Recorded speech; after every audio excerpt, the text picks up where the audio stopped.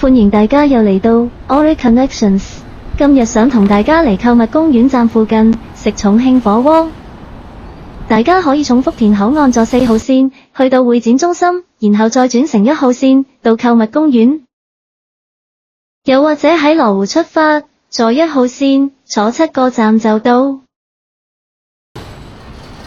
然後喺 C 出口出，大概行100米左右就到。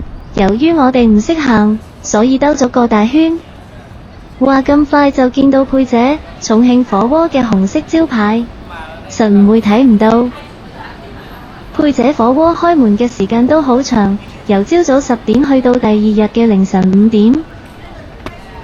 佩姐重慶火鍋主張今日鮮肉今日現卤，即係今日醃今日食。啲座位都好多，如果天氣涼都可以坐出面。佩姐都好有心，會安排每張台附近都有一部風機。佩姐重慶火鍋分店都好多，不過距離福田口岸最近就一定係購物公園。深圳福田店都有4.4分。今次我哋叫咗美味火鍋雙人套餐，我哋就揀咗佩姐3味湯底，可以睇到嘢食都有好多。最頭見到貢菜丸子，店家推薦排第2。素菜方面就有蘑芋、海帶、土豆片、麵塊，仲有酸梅湯。之後有小菌乾、午餐肉、老鵪鶉蛋、雪花牛後胸。一坐低，店員就俾咗一盒紙巾我哋用。滷水鵪鶉蛋，原定試下佩姐3味湯底，店員話有啲辣，所以我哋最後揀咗牛肉清湯。可以見到有麵塊、蘑芋，橙色嘅就係小菌乾，仲有腐竹、午餐肉、貢菜丸子。貢菜小丸子個擺盤都好吸引。雪花牛後胸就咁睇都好大碟。為咗要靚靚打卡，我哋等齊晒所有嘢食送上嚟之後，先開始打邊爐。先放啲腐竹落去先，可以見到個鍋底好大盤，所以放好多嘢食落去都得。我哋放晒落去，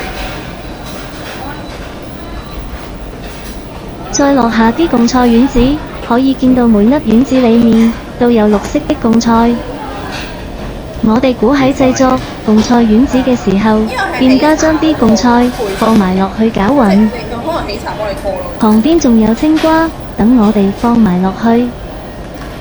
青瓜其實係墊喺貢菜丸子下面，我估目的係將丸子同隻碟隔開，就唔會因為室溫黐埋。然後再落埋啲蘑芋落去。我哋可以睇到啲蘑芋都切到好薄。話咁快個煲已經加咗好多5顏6色。頭先打客，店員送咗佢哋自家製的辣椒油給我們。講真，店家都好用心。食火鍋就可以送辣椒。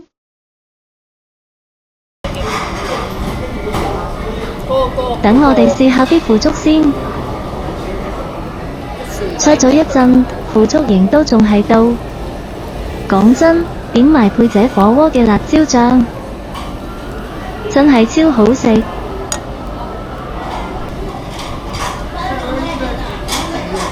粟米都切得好薄，咁就可以好快食得。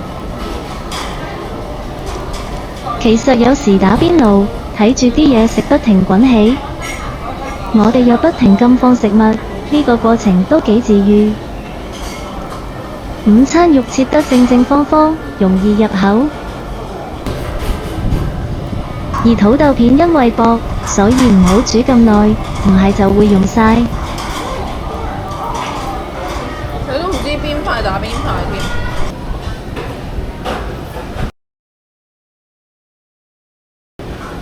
再落埋啲勁道麵條，麵條呈波浪形，應該有咬口。大概煮3分鐘左右就可以食。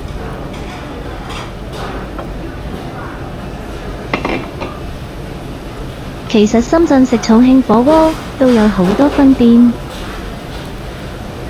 但係每一間鋪頭入親去都好大陣味。不過佩姐就好唔同，可能佢哋啲抽風好，即使食咗一陣，衫都冇乜味。而家試下貢菜丸子先，味道好有咬口，而且貢菜味都好出。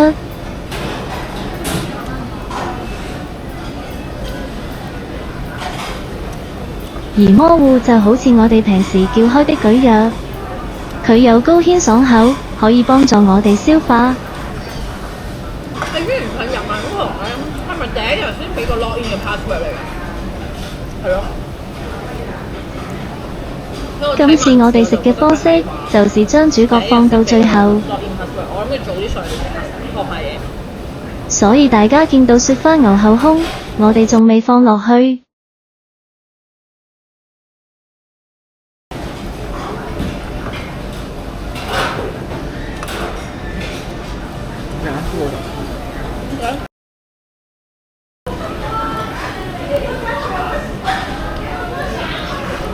啲貢菜丸子真係好食，可惜唔可以淨買返去打邊爐或者煮麵。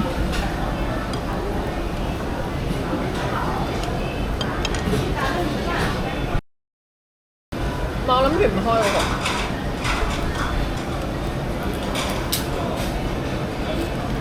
個。頭先送嘅辣椒醬，店員送咗2支俾我哋，最後我哋攞咗支走。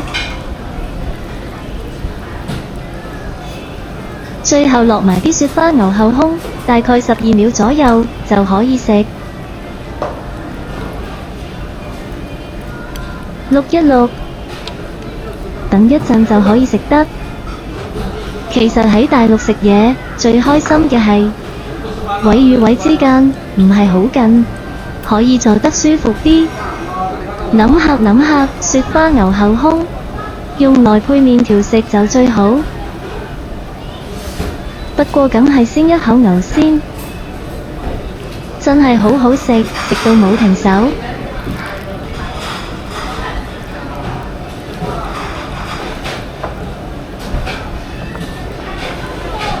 話咁快，我哋都食咗7成。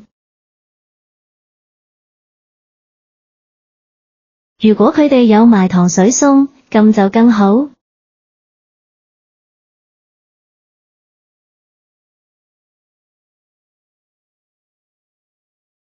店員見到我哋食到出晒汗，仲每人攞咗把風扇俾我哋，十分細心。我哋都跟唔夠食，仲嗌咗豆腐、豆苗芽。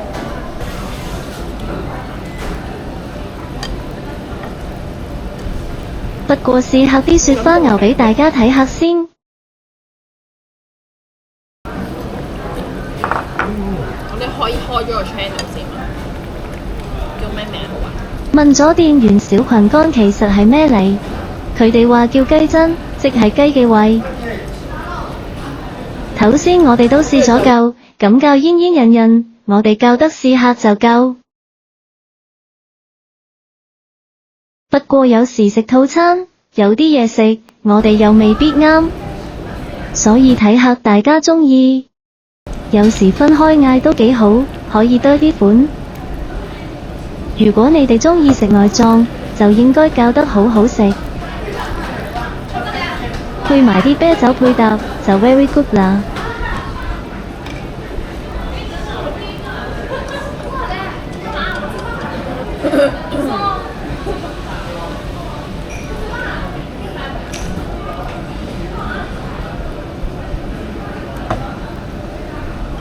有麵食啦！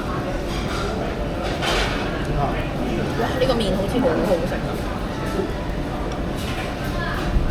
佩姐的麵條都煙煙韌韌，煮咗喺度一陣都冇爛開。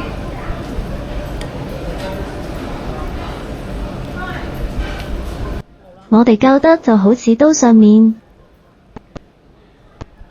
夾完啲麵條上嚟之後，再倒啲辣椒落去，同埋配返啲牛肉同埋鵪鶉蛋，簡直一流。